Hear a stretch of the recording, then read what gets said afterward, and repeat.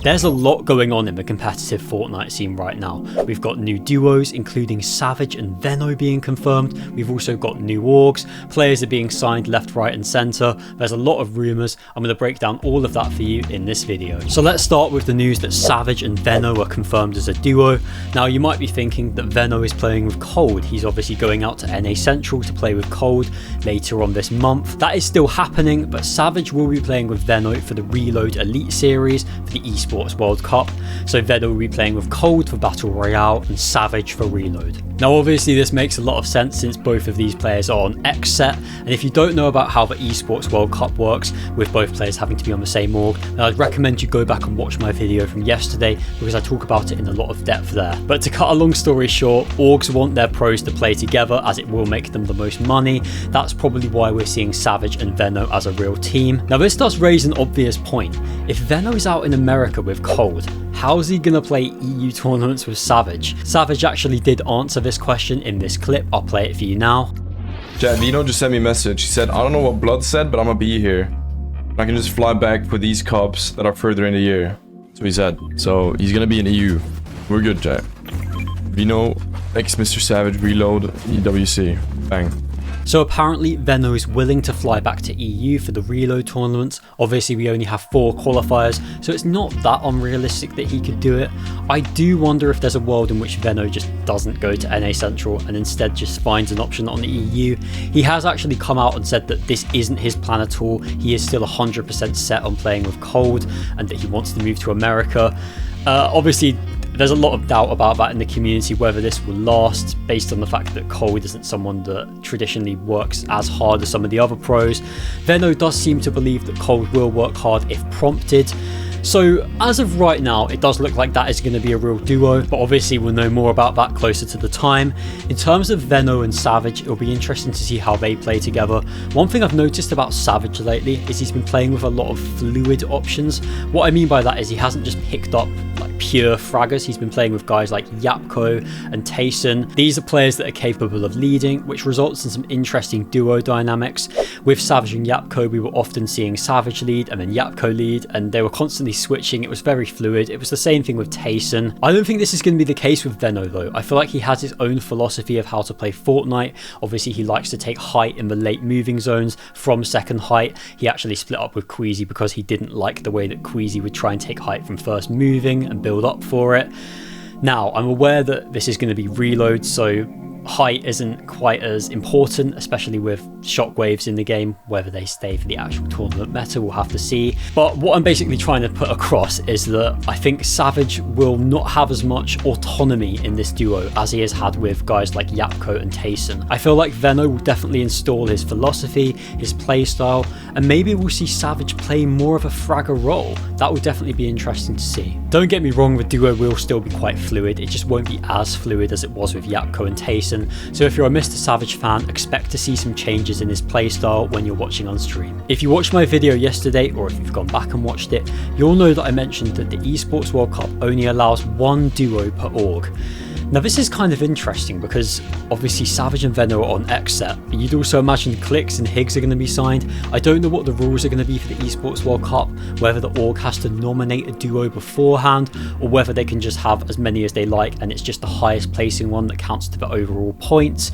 If you've got no idea what I'm on about, then I would really recommend going back and watching my video from yesterday because I do explain it all in a lot of detail.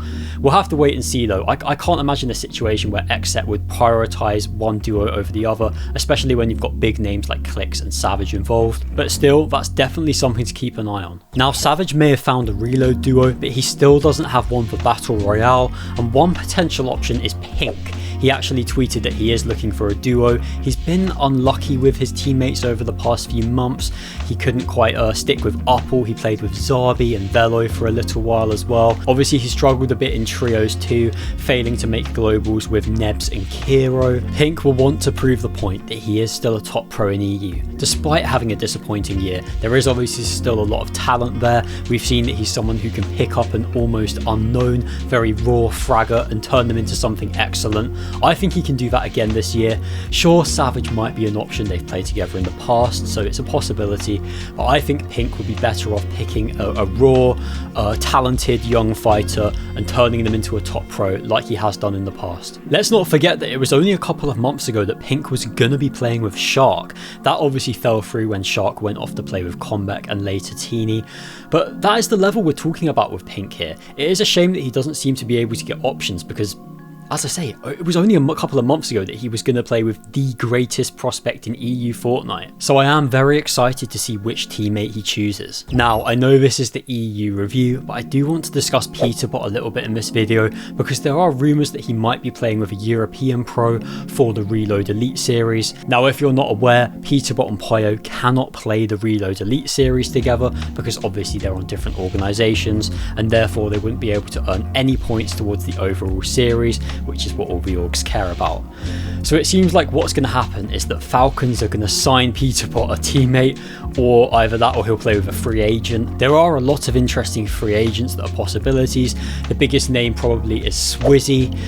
Now, I don't know if I'm just being dumb, but SwizzY is a Russian national, so I don't know how easy it would be for him to come to NA. I could see them being some potential problems with that. Maybe I'm missing something, we'll have to wait and see.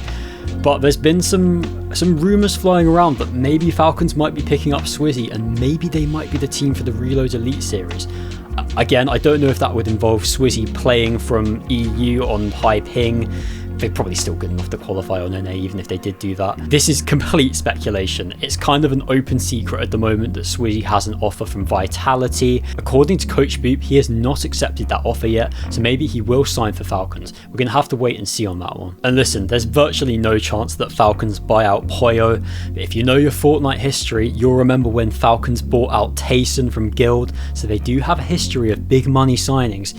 It's not completely off the table. But yeah, if I'm being completely realistic here, I don't think Peterbot's going to play with an EU pro. I imagine he will find an American teammate to play with. I don't know who that's going to be yet. We're going to have to wait and see. But it is interesting that we do have the possibility of playing with an EU pro, that Peterbot himself has even said that SwizzY would be a top choice for him because of how good he is. And if that duo did get together, then wow, they could be seriously good. Let's get into some other announcements. We actually had Reason make a huge announcement that he is going to be doing IRL content in this Wave Boys group. That will be with The Deal and Gripey, as well as some other German content creators. Reason, definitely someone who has been pivoting into IRL content over the last few months. It'll be interesting to see how this content goes. I'm sure it's going to be very popular. Whether it will affect the competitive career of Reason or The Deal, we'll have to see. Obviously, they are going to be playing together as a duo. I still think they're going to place highly, even if they are doing other stuff, because they are so good. We all know how good Reason is as a fighter, how capable he is of clutching, and The Deal is a top pro too. But this seems cool. It's good to see Fortnite pros doing stuff outside of the game. Other news, we also have Havok announcing a player. This isn't until January the 4th, but it will be interesting to see who the player is.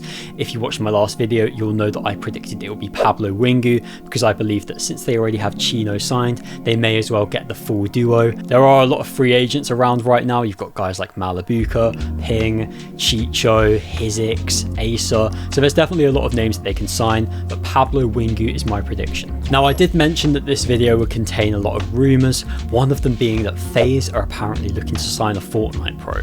Now, this might seem weird considering the fact that they've just let go of all of their content creators, including Stable Ronaldo, Lacey, and Jason. So it might seem odd that they're looking to invest in Fortnite. I'm guessing the only reason this is even a rumor is because of the Esports World Cup. Personally, I don't think they're going to sign a Fortnite pro based on their current trajectory. It doesn't really make any sense.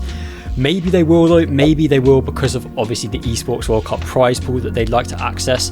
I don't have any speculation to offer as to who that pro will be. I imagine it will be an NA pro anyway, but There's a lot of free agents, as I've already mentioned. Perhaps it could be one of them. We'll have to wait and see. In terms of actual announced signings, we have Yarko, the Spanish pro who was signed to Aspect. Congratulations to him. I've mentioned a couple of times in the last month or so that I feel like Spanish players are at their highest they've been in a long time. We have a lot of top Spanish pros, guys like Yarko, Kier, Sayaz, Scary Sean. I feel like we're 100% going to see some Spanish duos in the hunt to qualify for globals. I'm not going to say they will qualify to globals because obviously that is quite a tough achievement, but I don't think it's off the cards, especially Sayaz and Scary Sean. They are the team that I am looking at as the probably the top Spanish team on the region. Now I'll end off the video with a new segment, which is the Q&A. To get involved with this, you can ask a question in the comment section down below. Today's question is from Circly, who has asked, who do you think is the better fighter out of Teeny and Akira? There are so many top controller players on EU, but these are the two best, so I need to know which one is the better fighter. Now this is a very tough question. We are talking about two of the top controller players on the region who are both very good fighters. Interestingly, this week we've actually had the Pinq Cup, which if you don't know is a 32 player 1v1 tournament. We haven't actually got the winner for that yet. I believe we're currently in the round of 16 stage. Akira actually got eliminated by Noah Riley in the first round, whilst Teeny did win his round against Dom, but was then eliminated by Gordetti, another good Spanish player there by the way. So Teeny actually did get further. Now obviously I'm not basing who's the better fighter off purely based off a 1v1 tournament. I actually do still think that Teeny is the better fighter though. Him and Shark have so much firepower when they play together. Teeny is just a top pro in that regard. Akira still an excellent fighter too. We've seen how good he is on high ping, placing well in virtually every tournament. I do think that purely based on fighting, purely based on firepower, Teeny just about has the edge. There's not a lot in that decision by the way. It's very difficult to compare players purely based on fighting because it really does depend on the day as to how good they are. I just personally think that Teeny is that slight bit better. Again, if you've got a question about competitive Fortnite, leave it in the comments and I'll answer it in another video. Thank you very much for watching this video. I do the EU review every few days to keep you guys up to date on the best region in Fortnite. Thanks for watching, see you in the next one.